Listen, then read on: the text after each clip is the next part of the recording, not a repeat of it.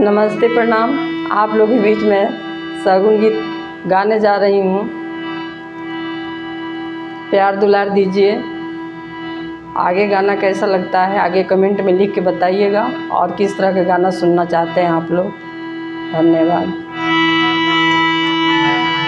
आरे आरे सगुनी, आरे आरे सगुनी, तू सगुना ले आ।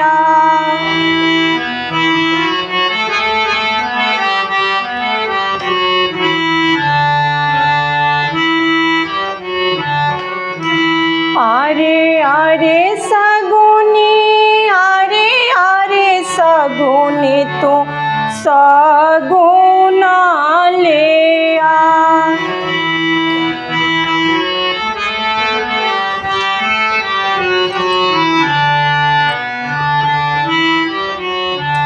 अरे तोहरे सगुनवाए सगुनी होई है बिया।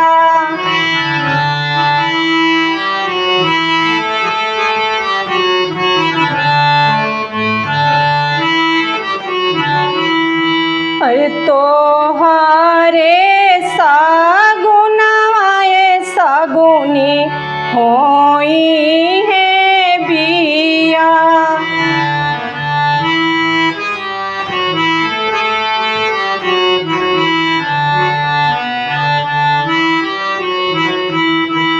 आरे आरे मालिया, आरे आरे मालिया, तो मावूरी ले आ।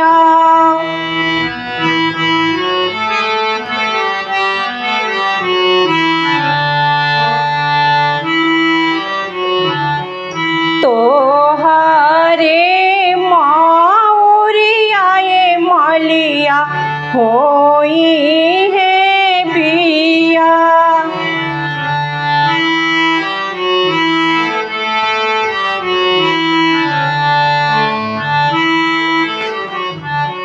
आरे आरे डोमावा, आरे आरे डोमावा, तू डालवा ले आ।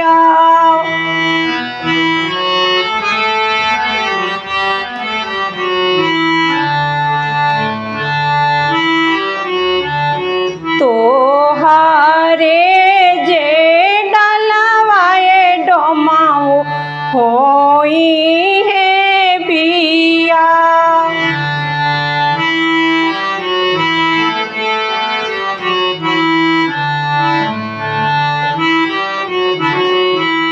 तोहरे जे डालवाए डोमाऊ होई है बिया।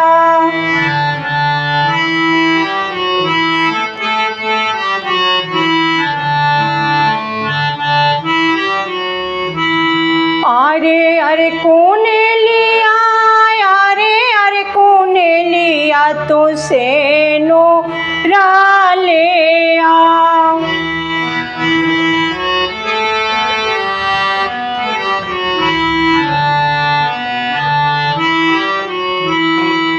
तोहरे से नूरावा कौन लिया होई है बिया।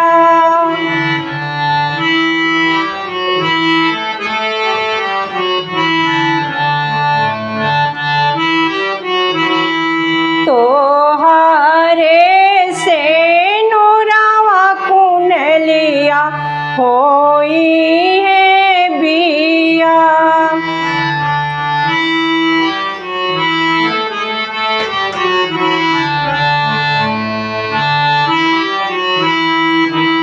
आरे आरे सगुनी, आरे आरे सगुनी, तू सगुना ले आ।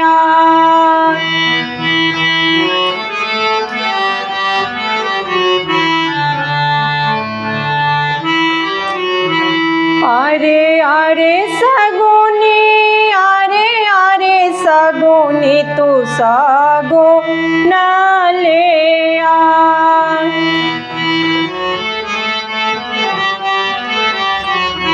नमस्ते, प्रणाम।